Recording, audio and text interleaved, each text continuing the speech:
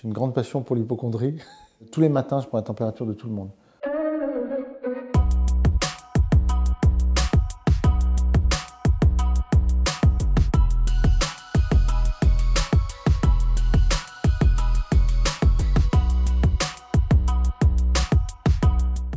Je vais pas mourir du coronavirus. Non, ma chérie, tu vas pas mourir. Ton père exagère, tu sais bien. Mais pas du tout.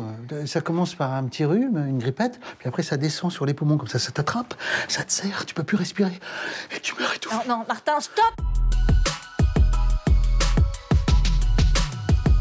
Je promenais mon chien. J'étais content d'avoir un chien. Parce que du coup, on peut sortir. Et avec les enfants, on s'est promené aussi. On pouvait un peu se promener à l'extérieur. Et après, on a commandé des jeux sur une plateforme. Et ils sont jamais arrivés. Parce que tout le monde se faisait comme ça. Tout le monde commandait des trucs. Une table de ping-pong, un machin, un panier de basket. Et des jeux de société pour s'occuper, quoi. On s'est changé des trucs, on faisait à manger. Du coup, on s'est mis à faire des petits apéros, petits barbecues. On restait à l'extérieur. On n'avait pas le droit. Hein. Bon. On l'a fait quand même, parce qu'au bout d'un mois... Non, mais je veux dire, au bout d'un mois, on sort pas, on est là tous ensemble. On n'est plus contagieux, quoi. On est entre nous, franchement... D'ailleurs, il y a ce petit moment un peu gênant où on en invite un, puis pas l'autre. Non, on en croise un, on dit, bah, viens, viens. Donc il arrive, et puis l'autre passe, il voit... Hop, on est dans le jardin, il fait, ah, il n'a pas été invité. On voit dans son regard qu'il se dit, oui, si, bah, on n'a pas le droit, mais viens, viens.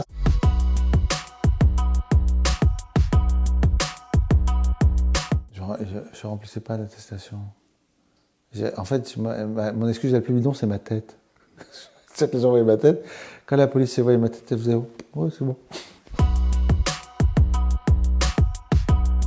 CE1, CM2, nickel. Et après, fini. Je vous jure que c'est vrai en plus. C'était horrible. C'est-à-dire, j'ai essayé d'aider mon fils de 13 ans et j'arrivais pas. Je n'arrivais pas. Notamment les maths, l'algèbre, la géométrie. Il y a des trucs, je me souvenais de certains trucs, mais alors, en fait, il y a une logique d'étudiant, il y a une logique d'études où on a ces trucs qu'il faut qu'on apprenne, où on a le sentiment que ça va servir à rien dans la vie. Puis en fait, oui, ça sert à rien.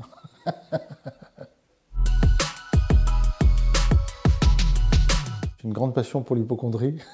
C'est-à-dire, j'ai une angoisse, je me dis, tiens, j'ai ça, c'est très grave, et je me dis, il faut que je vais consulter. Je vais faire des examens, les radios, les IRM, tout ça.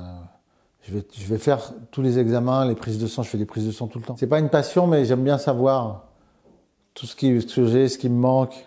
J'ai pris la température de tout le monde, ouais. J'ai acheté un pistolet, enfin non, j'avais déjà un pistolet. J'ai racheté des piles, il n'y avait plus de piles. Un pistolet pour la température. Mais après, ce que j'ai fait, c'est j'ai réussi, au lieu d'arrêter de prendre la température, j'ai enlevé le bip. Il y a un truc pour enlever le bip. Et du coup, quand ils dormaient, je prenais leur température. Mais tous les matins, je prends la température de tout le monde. Et après, quand j'ai attrapé le Covid, au deuxième confinement, j'ai acheté un oxymètre. J'avais un oxymètre. Et je le mettais pas très bien sur mon doigt. Et c'est dans le film.